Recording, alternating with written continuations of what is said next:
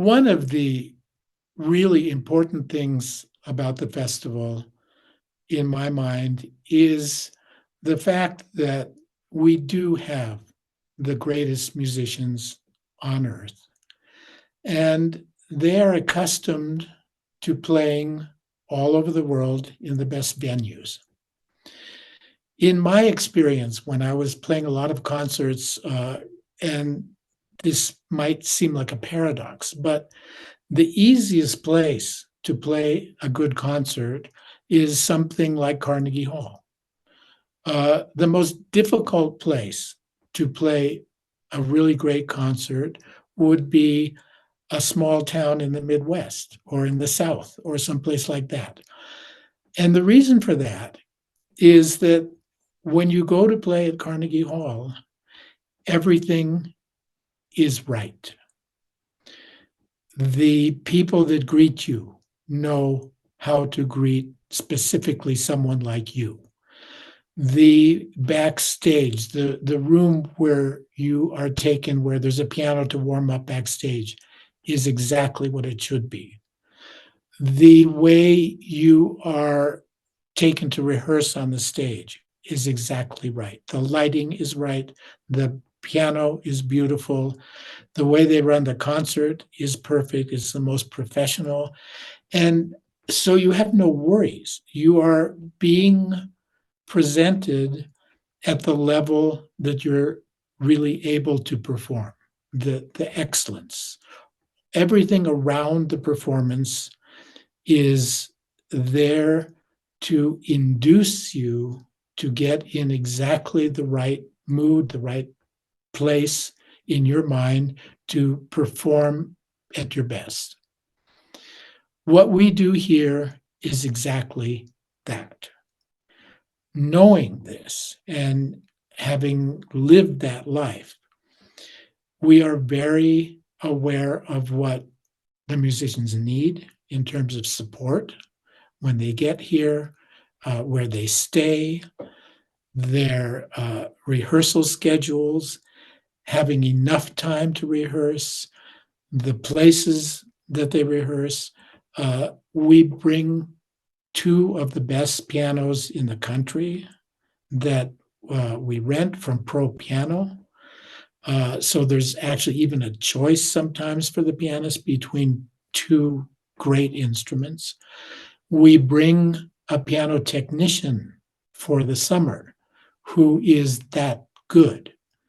I must say there's a little bit of an issue with that because every pianist has his own idea of what a piano should be behaving like. And each of them will go to the technician and say, could you please, change this note over here a little bit and do this with the pedal and that. I control the technician and allow him within limits to alter and adjust things on the piano, because the next week whoever comes in is going to want the opposite. That's life. But creating all of this so that the performers feel as if they're in a place which is at their highest level and their highest expectations, and they can relax knowing that we will get them as far as onto the stage in perfect condition to perform well. That's very crucial. The flip side of that is, of course, the audience. And over the years, I have tried very hard to educate our audience, not with lectures, not with handouts, not with any kind of real teaching, but more example. We try and present the concert in a way that as an audience, you understand that there's a certain reverence involved. There is a reverence for the sense that we've brought incredible people from around the world to come here to perform for you. There's a reverence in the way the presentation of the concert takes place, so that when you're looking at that stage, it's a sacred place. For us, it's sacred. For we are probably the closest thing to religious professionals. We revere what we do. We revere this legacy of culture, this legacy of humanity that we have been handed down. We revere the amount of time and the dedication that we have put into this.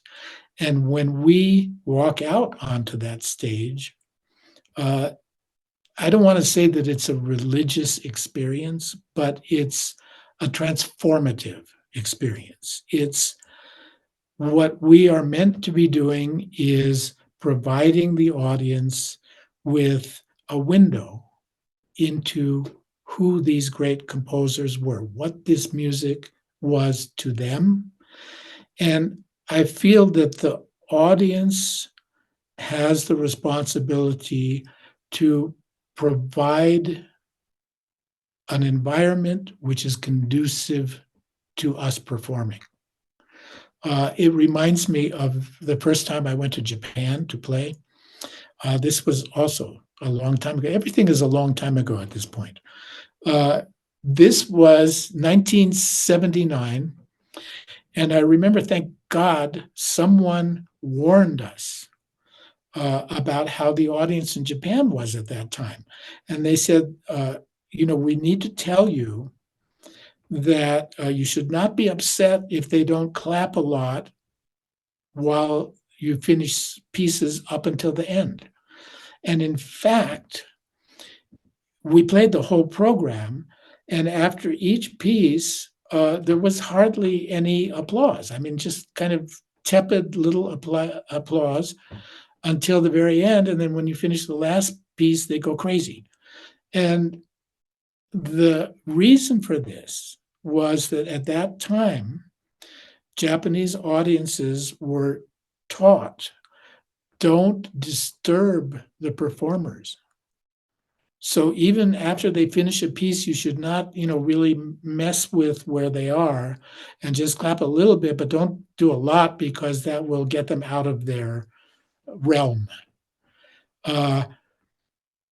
But in that sense, it's the responsibility of the audience to try and enter into that sacred space that is being provided, to take the opportunity to spend an hour and a half, 2 hours in a room with a mass of people all facing the same way, not interacting with each other, in silence, without your umbilical technology cord, and actually be an active participant in absorbing what the sounds are.